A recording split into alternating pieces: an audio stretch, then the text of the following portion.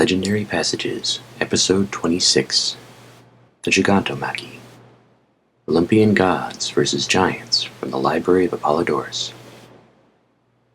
Last time we heard of the madness of Hercules, and of his eighth labor, the Mares of Diomedes. This time we cover many stories: Demeter searching for Persephone, the gods battling giants and Typhon, the rescue of Prometheus, and the flood of Deucalion. First, the god of the underworld, Pluto, abducted the goddess Persephone. Her mother Demeter searched for her in Eleusis, and eventually found her, but since Persephone had eaten the food of the dead, she must spend every winter there. Second, between the seventh and eighth labors of Hercules, the gods of Olympus were attacked by giants. They can only be killed by mortal-born Hercules and his deadly arrows, poisoned with hydra's blood. Next, Typhon, so terrible a monster we still call superstorms Typhoons, cripples and imprisons Zeus in a cave guarded by a dragon. Hermes rescues and restores him, and Zeus eventually throws a mountain atop Typhon, creating the volcano, Mount Etna. Then there is the story of Prometheus, the titan who gave fire to mankind. His punishment was to have his liver devoured by an eagle over and over again, until he was rescued by Hercules. Lastly is the flood of Deucalion, son of Prometheus. He and his wife Pyrrha survived 9 days and nights in a chest when Zeus flooded all the land. But when the water subsided, they threw stones over their shoulders, which then transformed into men and women. The Gigantomachy, a legendary passage from the Library of Apollodorus, translated by J.G. Fraser. Demeter and Persephone. Pluto fell in love with Persephone, and with the help of Zeus, carried her off secretly. But Demeter went about seeking her all over the earth, with torches by night and day, and learning from the people of Hermes that Pluto had carried her off, she was wroth with the gods, and quitted heaven, and came in the likeness of a woman to Eleusis.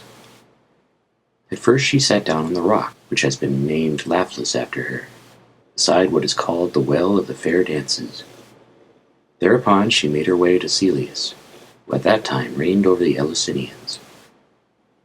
Some women were in the house, and when they bade her sit down beside them, a certain old crone, Iambe, choked the goddess and made her smile. For that reason, they say, the women break jests at the Thesmophoria. But Metanira, wife of Eleusis, had a child, and Demeter received it to nurse, and wishing to make it immortal, she set the babe of nights in the fire, and stripped off its mortal flesh. But as Demophon, for that was the child's name, grew marvelously by day, Praxithea watched, and discovering him buried in the fire, she cried out. Wherefore the babe was consumed by the fire, and the goddess revealed herself. Before Triptolemus, the elder of Metanira's children, she made a chariot of winged dragons, and gave him wheat, with which, wafted through the sky, he sowed the whole inhabited earth. But Paniasis affirms that Triptolemus was a son of Eleusis, for he says that Demeter came to him. Pherecydes, however, says that he was a son of ocean and earth. But when Zeus ordered Pluto to send up the maid, Pluto gave her a seed of pomegranate to eat, in order that she might not tarry long with her mother. Not foreseeing the consequence, she swallowed it.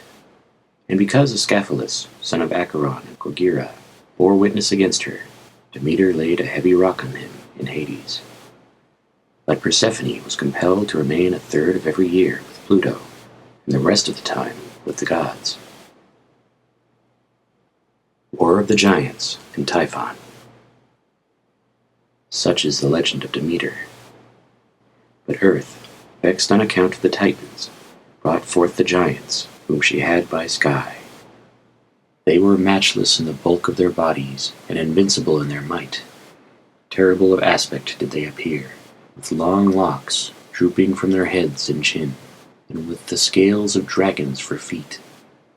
They were born, as some say, in Philagrae, but according to others, in Pallene.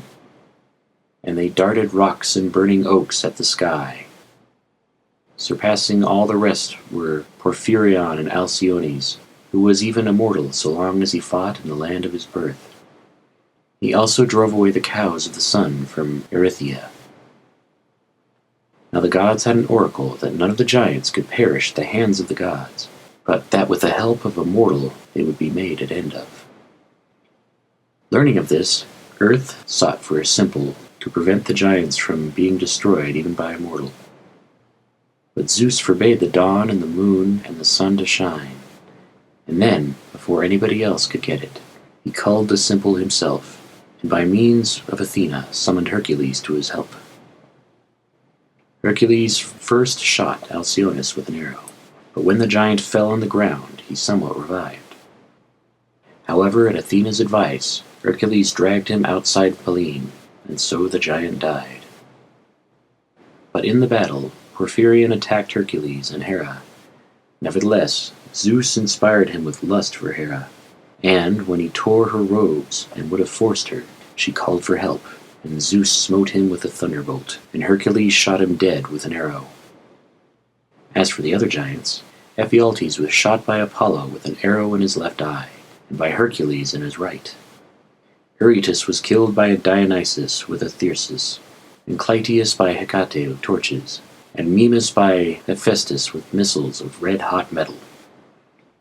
Enceladus fled, but Athena threw on him in his flight the island of Sicily, and she flayed Pallas and used his skin to shield her own body in the fight.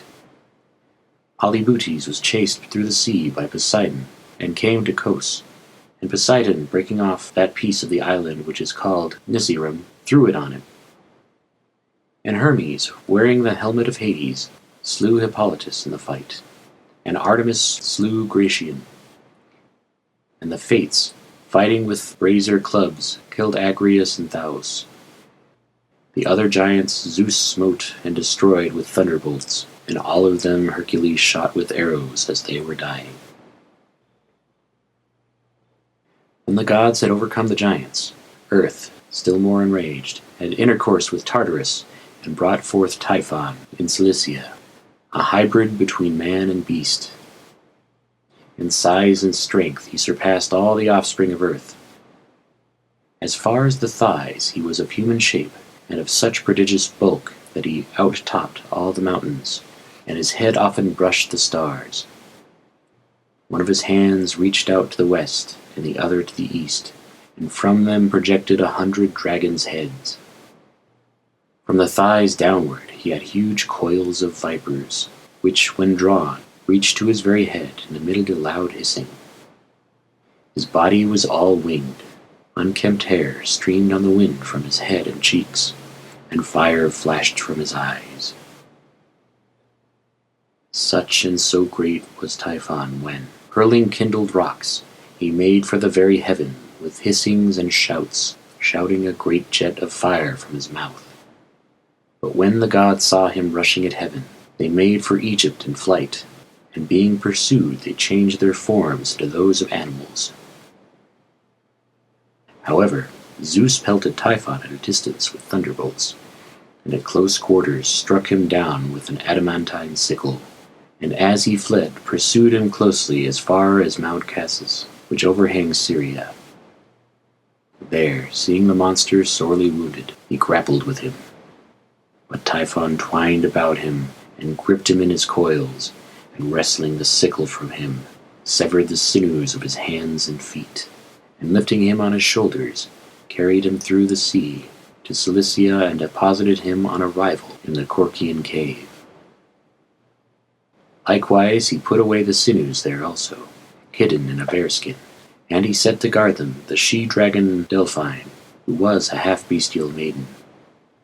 But Hermes and Aegipan stole the sinews, and fitted them unobserved to Zeus. And having recovered his strength, Zeus suddenly from heaven, riding in a chariot of winged horses, pelted Typhon with thunderbolts, and pursued him to the mountain called Nysa, where the Fates beguiled the fugitive, for he tasted the ephemeral fruits in the persuasion that he would be strengthened thereby.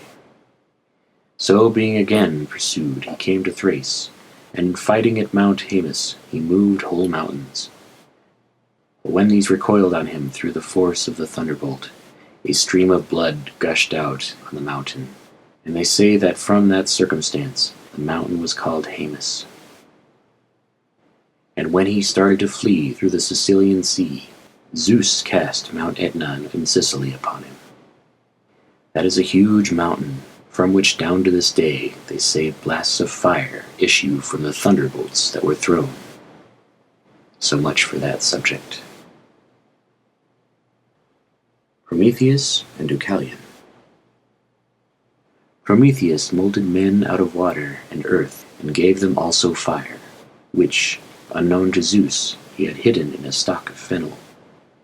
But when Zeus learned of it, he ordered Hephaestus to nail his body to Mount Caucasus, which is a Scythian mountain. On it Prometheus was nailed and kept bound for many years. Every day an eagle swooped on him and devoured the lobes of his liver, which grew by night. This was the penalty that Prometheus paid for the theft of fire, until Hercules afterward released him, as we shall show in dealing with Hercules. And Prometheus had a son Deucalion. He, reigning in the regions about Phthia, married Pyrrha, the daughter of Epimetheus and Pandora, the first woman fashioned by the gods. And when Zeus would destroy the men of the Bronze Age, Deucalion, by the advice of Prometheus, constructed a chest, and having stored it with provisions, he embarked in it with Pyrrha.